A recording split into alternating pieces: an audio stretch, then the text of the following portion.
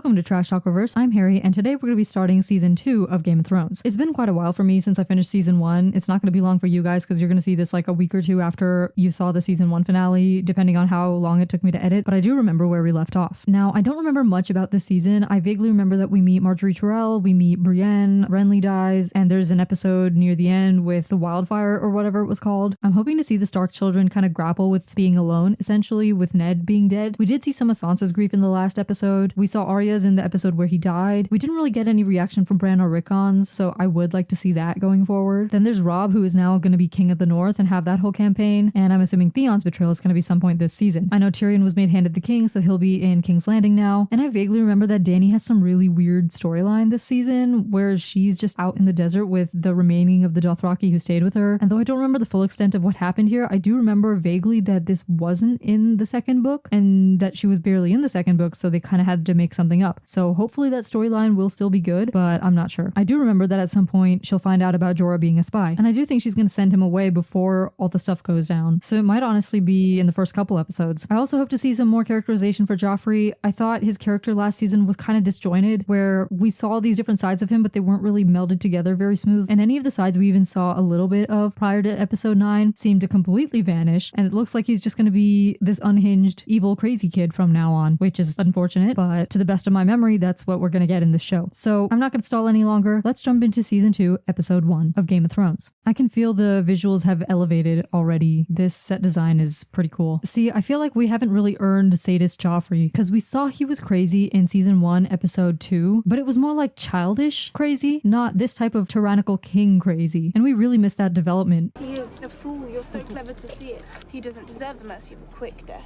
From this day, you'll be my new fool. My lady, thank you. I like that Sansa's intelligence is now kicking in, but last season we saw how stupid she was and how naive she was and that she didn't really know how to exist in this world. So I would have liked to see her maybe learn during this scene. I would have liked to see this scene filmed more from Sansa's perspective so that we see her kind of going through the motions of figuring out that she needs to be a certain way, that she needs to carefully craft the way she talks and twist her words and things like that in order to not only stay alive in Joffrey's court, but to help other people like she just did here. We looked for you on the battlefield. You're going to be bigger than the Hound, but much better looking. Death is so boring. It's interesting because in the last season he said death is so final. Also, Tyrion comes in here, immediately my moods are lifted. Her father was a confessed traitor. But still her father. Surely having so recently lost your own beloved father, you can sympathize.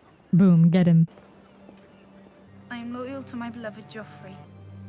Again, there's just something about the way these parts of the scene are filmed. I wish they could go even closer on Sansa and really just give us that subtle inside look. Because, I mean, yeah, we get what she has to do, but they could have elevated this scene a lot more if they had been a bit more creative with the cinematography here. I'm so eager to see the look on Cersei's face. More ravishing than ever, big sister. Not the brother she wanted to hear that from. Slept in a sky cell. Fought with the hill tribes. Previously on Game of Thrones. Do you believe the hand of the king is welcome at all small council meetings? In his absence. Get her. I would like to know how you tricked father into this. Why are you starting the conversation when it's not even private yet? We had 3 stocks to trade. You chopped one's head off and let another escape. Must be odd for you to be the disappointing child. Dang, get her. Yeah, she really screwed up last season. Put up a new tower at Torrance Square in a summer. Men work back then. You could hear the wind howling through the gaps. I know this must be boring Bran to tears right now. I wish they had filmed it in a way to make it not boring for us. I wish it was filmed in a way where we really feel that dreariness that Bran is feeling, inevitably, rather than being forced to feel the boredom from this guy. Do you remember your vows? Of course I remember. We can spare formations for a week. We didn't want him here all day, did we? Like the way he was talking about Robb. But listening to people you'd rather not listen to is one of your responsibilities as Lord of Winterfell. This little exchange right here makes me feel that Bran wants so much more than to be Lord of Winterfell. You can just feel that he's not comfortable in this position. So for him to end up as king at the end of the show, again, it's like I wish the author knew where his characters were going to end up so that scenes like this earlier on in the character's journey didn't feel completely contradictory to their ending. Especially because it's not like he has this sort of journey where he learns to become a leader or he learns to want to become a leader. His journey is completely unrelated to him becoming a king. I know that these are like foreshadowing moments of the fact that Bran can essentially see through the animal's eyes, if I remember correctly. So I wish that little transition from the dog looking into the water to Bran opening his eyes had been just a little bit tighter to really just convey that bit of foreshadowing. Because right now it feels like maybe they were worried that people would catch on to it too early. And I don't think that would be the case. I think it would still work well if they had gone from Summer looking into the water and then boom, Bran opens his eyes. You've been having those dreams again. Heard some of the men talking about the comet. Again, I think this would have been more impactful if we cut right to them approaching this tree. So from Bran opening his eyes and then cut to them approaching the tree, rather than having them just walk and talk about nothing for 2 whole minutes, starting directly with the stuff about the Red Comet and then moving on into Bran getting off Hodor and doing all this. Been dead for centuries. I like that transition, but there was just something about the way those last couple seconds happened. I think, once again, they could have been a bit more intentional with the final shot we get before they look at the sky, because Bran says dragons are gone, and then he ripples the water. I think it might have been interesting to have then the comet's reflection in the water, and then they look up, and then transition back down to here. What did your brother say about them, Khaleesi? My brother didn't know anything about dragons. He didn't know anything about anything. Remember last season when I said that instead of Viserys having the conversation about the dragons with this girl over here, Doria, that conversation should have been in Dany's presence? I think that would have made a bigger impact on Dany now actually having dragons, as well as her lasting impression of her brother. I promised them that enemies would die screaming. How do I make starvation scream? A trick I never learned, I'm afraid. Does it ever end? This is further east than I've ever been, but yes, everything ends, even the Red Waste. And you're sure there's no other way? Wish we could feel a bit more emotion in this scene in terms of the fact that they all must be exhausted out of their minds, but the scene just feels like a regular scene. This has a little bit to do with the way it's written, where it feels more like just kind of an expository conversation. I mean, it's not like too over expository, but just the way the scene is directed, I just wish we could feel like that sun beating down on them while they're talking about this. I wish we could see the stretch of nothingness in front of them and to all sides. Yeah, we got that one establishing shot, but that was an over-the-top shot. Why not then give us an over-the-shoulder from these two looking out towards the empty expanse to kind of convey that sense of where the hell are we going? There's nothing out there. This guy's been with us since like the beginning, hasn't he? Because I remember he's the guy that basically told Viserys to walk after he disrespected Dany. Even in this shot, we don't really see that expanse. Now this transition I think worked much better, because she was watching them take off, and of course it's natural to then see the sky. Is this Craster's keep? Am I remembering that right? Those girls? I haven't seen a girl in 6 months. We get it. Here he goes again with his obsession. What happens to the boys? He marries his daughters. What does he do with his sons? He's asking the right questions. You Southerners make good wine. We're not Southerners. Who's this little girl? You got a nice wet twat between your legs. All you lot from south of the wall, you Southerners. Why are we going through this again? We had this with Asha last season, right? Where it was like, oh, everyone south of the wall is all Southerners. Also, Craster's weird as hell, man. I mean, I remembered him vaguely because of the weird stuff with his daughters/wives, but this dude got problems. That's that pretty little bastard talking to my daughters. Join up with Mansraider, your old friend. He broke his vows. Once he was just a poor black crow. And where does he plan marching this army? When you're all the way north, there's only one direction to go. The cold winds are rising. I feel like that little moment Craster had with Jon earlier in the scene was just really unnecessary, especially because now we have them talking about when you're all the way north, there's nowhere to go but south. And something about the way this scene is crafted just feels off to me. I think it's the way the exposition is written. It's not like over exposition-y, but it still feels a bit unnatural in the way that it's coming across. Wife, tell the Lord Crow how content we are.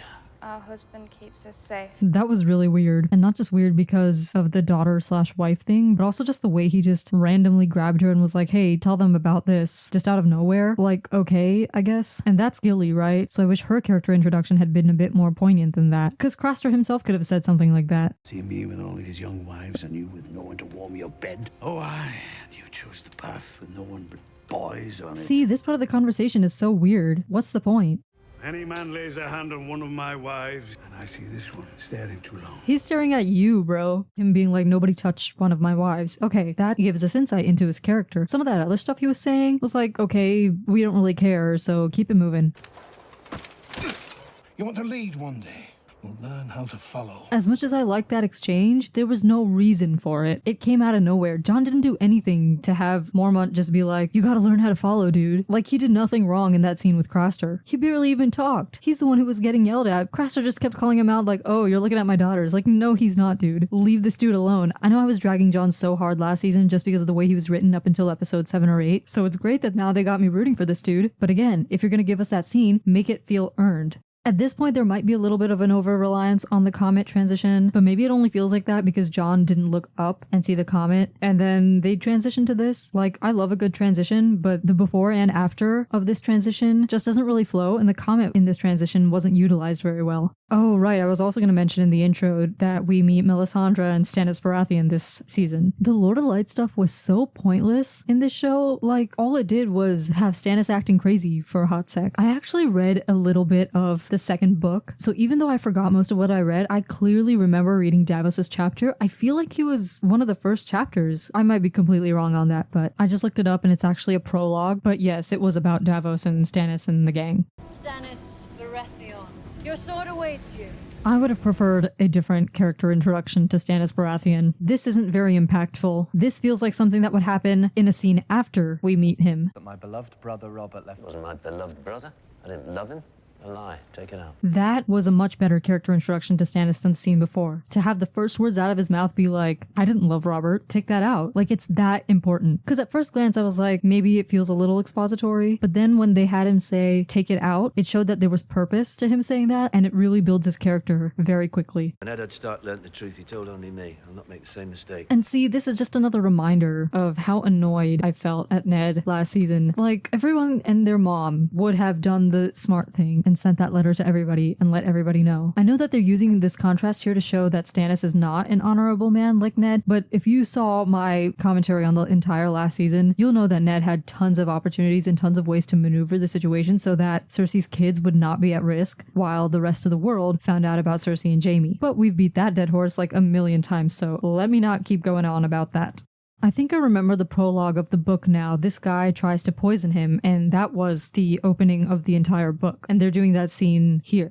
I wonder when, if at all, we're going to learn about how Melisandre came into Stannis' life. If I left you with one of my bannermen would receive a raven with a message. You don't trust the loyalty of the men following you into battle. I trust them with my life. But not with yours. Just not with yours. Boom. His wolf got real big, because when we saw Summer earlier, Summer looked way smaller. Stannis Baratheon sent ravens to all the High Lords of Westeros. Remember in like season 1, episode 8 or something, where Sansa wrote the letter and then the next scene cut to Robb reading it? I wish they'd done something like that here, where they send the letter from Stannis' place and then cut to Robb carrying it in to come see Jaime.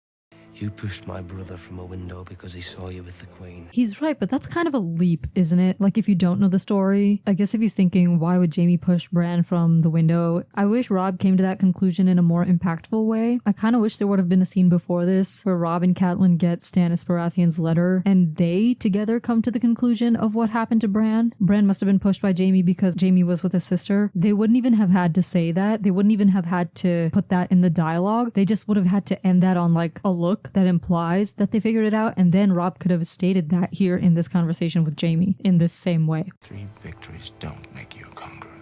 It's better than 3 defeats. Get him. Kind of a weird way to end the scene. It didn't feel like it had the impact that they wanted us to have. It might have been more impactful to have the wolf growl and then cut to this. We love the smell of dead bodies and shit. And come, cities make me want to fuck. I just don't like her dialogue. I don't like the way she's written. It's just so weird and unnatural. How are people not going to find out that Shae is here? Like, how did he think nobody would notice? Ned Stark's youngest daughter, Arya. If we choose to negotiate for the Starks, the girl has some value. I wish this scene had come earlier, like maybe even right after her scene with Tyrion. I heard a song once about a boy of modest means. Found his way into the home of a very prominent family. He loved the eldest daughter. Sadly, she had eyes for another. I think even if you don't know about Littlefinger's backstory, this scene and her delivery still makes it obvious that she's talking about him, especially since we know that he had a thing for Catelyn way back when. Which brings me to last season's episode 7, that ridiculous exposition scene while the 2 girls were getting it on in the background. We so did not need that because Cersei just gave us that entire exposition right here in like like 2 nice little sentences. And the exposition here works because of the purpose behind why she's saying it. She's not saying it for the audience, she's saying it kind of to remind Littlefinger that she's in control. When boys and girls live in the same home, awkward situations can arise. Sometimes I've heard even brothers and sisters develop certain affections. Prominent families often forget a simple truth. Knowledge is power. Is she gonna say power is power? Seize him. Cut his throat. Stop. Oh, wait. Change my mind. Let him go. Power is power. Scene was well done, but I wish she had said something other than power is power. It feels like there could have been some other word used there. Because I get what she's saying is that if you're not in charge, then what's the point of your knowledge anyway? Ultimately, being in charge is what power really is. But there's just something about the phrase power is power that doesn't really resonate for me. If he disregards this command, he shall suffer the same fate as my father. I don't need a servant to do my beheading for me. Boom. We won't beat them until you take King's Landing. We can't take King's Landing without ships. Father has ships and men who know how to sail. Men who fought my father. Men who fought King Robert to free themselves from the yoke of the South, just like you're doing now. This is an example of this exposition finally done well. We heard this backstory about Theon like 2 or 3 times in the last season, and they both came about in a really forceful way that had nothing to do with the scene, that offered no context on the situation, that just felt thrown in there to give him backstory. It would have been okay for them to wait until this season and this scene for us to know that backstory about Theon. I'm not a Stark, I know that. But your father raised me to be an honorable man. Now here's a storyline twist. If he hadn't betrayed him, but also wasn't present at the Red Wedding, he could have picked up the pieces for Robb after he was slaughtered. That would have been way more interesting than whatever the hell Reek was. I understand you don't trust Lord Greyjoy. I don't trust Lord Greyjoy because he is not trustworthy. But you trusted Walder Frey in season 3 despite multiple scenes in the last season where you said the phrase cannot be trusted. So make it make sense. If I trade the Kingslayer for 2 girls, my bannerman will string me up by my feet. You want to leave Sansa in the Queen's hands? I haven't heard a word about Arya. What are we fighting for if not for them? It's more complicated than that, you know it is. Because of this, I wish that in early season 1, instead of seeing those little moments with Arya and Bran and Arya and Jon and nobody and Sansa, that we'd gotten more moments with Robb and Arya and Robb and Sansa to set up for this. We did get a moment between Catelyn and Sansa, but not between Catelyn and Arya, which sucks. And I know that when George R. R. Martin was writing this, he was basically just making it up as he went along. But I think when you have a series like this and you're making it up as you go along, you better write that series in its entirety before you go in and revise it so that you can make it as strong and cohesive as possible, and so that you know your ending and you have something that you're working towards, so that all the little moments are building towards that, towards the ending for each character. If Renly sides with us, we'll outnumber them 2 to 1. When they feel the jaw's beginning to shut, they'll sue for peace. We'll get the girls back. So am I to assume they killed off Renly so that they could prolong Robb Stark's goal? Because that's dumb. That's really dumb. I guess we'll find out more about that in the next episode, but killing Renly was such a wasted opportunity. And it seems like they just wanted to keep the Lannisters on the throne all the way until the end, rather than having there be like more of a back and forth. I said this last season, but again, sometimes you gotta go where the story takes you, rather than trying so hard to force the story to go a certain way.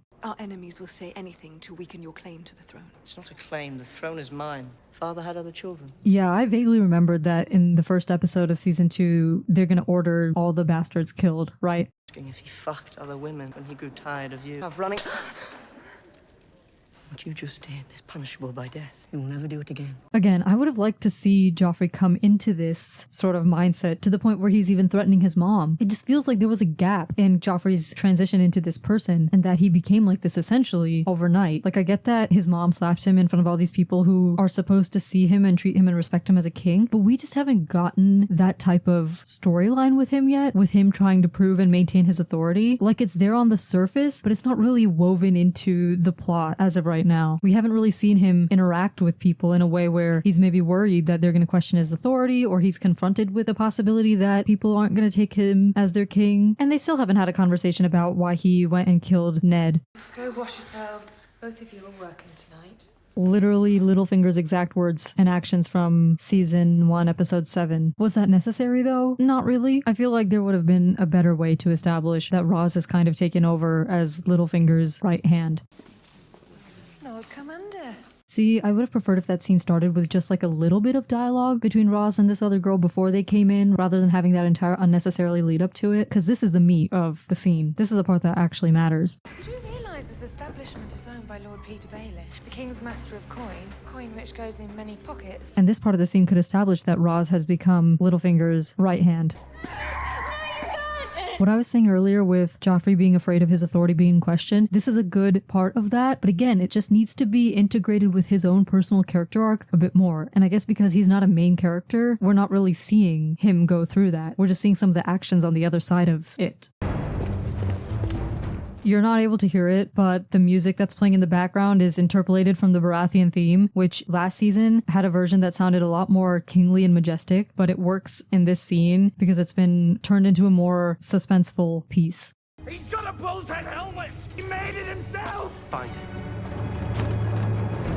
Great transition. I think it's really great that we didn't see Arya this whole time. We only heard about her and they're ending the episode with a scene like that. Really well done. Well, that was the season 2 premiere and already this season is so much better than the last one. I think the visuals have improved for one and the writing has definitely improved a lot. There still seems to be some issues on a smaller scale with a couple individual scenes and the way they're written and some of the dialogue, like when they were hanging out with Craster, and also Jorah and Dany's mini convo felt just a bit off, but it doesn't affect the flow of the narrative too much. This season has introduced us to a few new character arcs already. We're seeing Sansa learn how to survive around Joffrey, though I wish that scene of her with the drunk guy came a bit later or was either written or shot a bit differently to convey the realization or shift in her thinking. It would have taken like one line of direction to accomplish that. Joffrey also seems to be going around trying to establish his authority, but I wish we'd gotten a scene earlier in which his authority was publicly challenged either by Tyrion or his mother, like the slapping scene but earlier and in front of more important people. That would have launched a more thorough narrative because right now he's mostly just written like he's on a massive power trip and there's not really any depth to that. Tyrion and Cersei as well as Littlefinger are going to be involved in this little power struggle it seems, and I hope to see how they navigate their power and leverage their resources against each other. I vaguely remember that Tyrion lies to Pycelle and I believe Littlefinger and Varys to figure out which one of them is in Cersei's pocket and ends up shipping away Myrcella to Dorne because it was Pycelle. But other than that, I hope to see more interesting dynamics like this episode having Cersei in the courtyard showing off her power to Littlefinger. She says power is power to Littlefinger as a response to him saying knowledge is power, but she also has spies that give her information to stay ahead of her enemies, so she knows that knowledge is power as well. I wish she'd said something about how knowledge alone isn't enough, just something more poignant than power is power, and I hope that over the course of this season, she learns more about the various facets of having power, especially with Tyrion's presence no doubt undermining her and Joffrey having already slipped out of her control. Then there's Robb, who like Joffrey is also having his authority undermined, but it's Jaime who's undermining it, and that doesn't faze Robb. This of course is a parallel that I'm drawing on my own. It's obvious that the writers didn't plan this, otherwise it would have been more carefully crafted, and I honestly wish that they'd looked a bit closer at the possibility of parallel or oppositional character arcs across the different regions so they could take advantage of this very obvious parallel with two sons having to claim the thrones of their fathers. But then again, this is just episode 1, so maybe this is something that they develop in tandem going forward. There's just so much potential for thematic exploration there, and so far we've just gotten a couple individual moments. This could have extended to a parallel between their mothers as well, Cersei and Catelyn, but I guess the writers weren't thinking big picture. Catelyn's gonna meet up with Renly next episode, I think, and I imagine he'll be killed in that episode as well, or at most in the episode following. We also met Stannis and Melisandre and Davos. From memory, Stannis had such a weird-ass storyline, so we'll see how that unfolds going forward. Then we had Dany and Jon, both of them learning about leadership in different ways, venturing into the unknown for the first time. Dany is single-handedly responsible for her Khalasar while Jon is still a steward, so that's interesting to see. And in this case, I do think the writers were intentionally trying to draw a bit of a parallel here, but I wish this was a parallel that was better executed from start to finish. Unfortunately, we know that that wasn't the case. That's the problem I'm seeing with the show. Like, clearly there's some potential, but because the author was just making things up as he went along, publishing books without knowing where anything was going, his story in either book or TV form still feels like it's a draft with required revisions. I was actually doing some research and I found an interview from the showrunners back in 2015 saying that when they talked to George R.R. Martin, the ending he was thinking of at the time wasn't even necessarily going to be the actual ending. And that's a major issue when you're crafting any type of multi-installment work of fiction, because if you're not working towards an ending and you don't have the opportunity to revise your entire series before a single installment is published, then the earlier installments won't effectively set up the later ones, and the ending won't match what you've already put down on paper. Not to make a blanket statement that you always need to know your ending before you start writing, because I think in some instances, as long as you're pushing this forward trajectory with your characters, then it is possible that you can reach an ending that makes sense with everything you've established so far. But this show right now is not doing that, as we've already seen with the development of season 1 and into season 2. So this is something to keep in mind as we go forward, that this wasn't a show that was crafted around certain themes, character journeys, and connected storylines, but rather a show that was adapted from extremely meandering books that didn't know where they were headed and cared more about world building. So that's it for this episode, and I'll see you in the next one.